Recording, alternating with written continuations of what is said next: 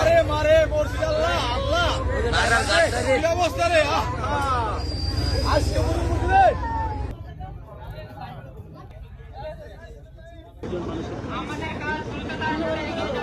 বাসটি কিন্তু উপরের দিকে টেনে তোলা হচ্ছে, মাটি থেকে অনেকটাই টেনে তুলে নিয়ে এসছে বলছে তারা।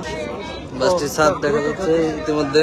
ক্লিন মাস্টার টয়লেট ক্লিনার, সবচেয়ে সেফ, সবচেয়ে ক্লিন। 9:30টার দিকে যে কুষ্টিয়া থেকে ঢাকাগামী বাসটি এই ফেরিতে উঠে এবং ওঠার আগে চেকপোস্ট যেখানে থাকে, আপনি জানেন যে এই বছর কিন্তু প্রত্যেকটা প্যাসেঞ্জারকে বাস থেকে বা গাড়িগুলো থেকে ওখান থেকে নামিয়ে দেওয়া হয় ফেরিতে ওঠার আগে।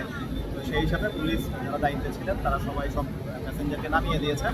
নামিয়ে দেওয়াতে শুধু ড্রাইভার, হেল্পার এবং সুপারভাইজার গাড়িতে ছিলেন এবং গাড়িটা সরাসরি ফেরিতে উঠে তার অপর প্রান্তে যে ডালাটি বন্ধ থাকে সেটির যে শিকল এবং লক থাকে এগুলো ছিন্ন করে ওই ডালা সহ ভেঙে গিয়ে পানিতে ডুবে যায়। পরবর্তীতে ড্রাইভার এবং হেল্পার ওনারা বেরিয়ে আসে।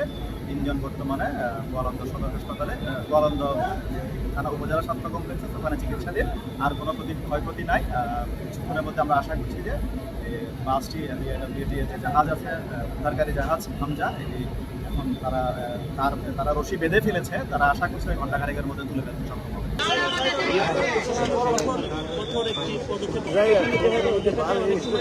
তারা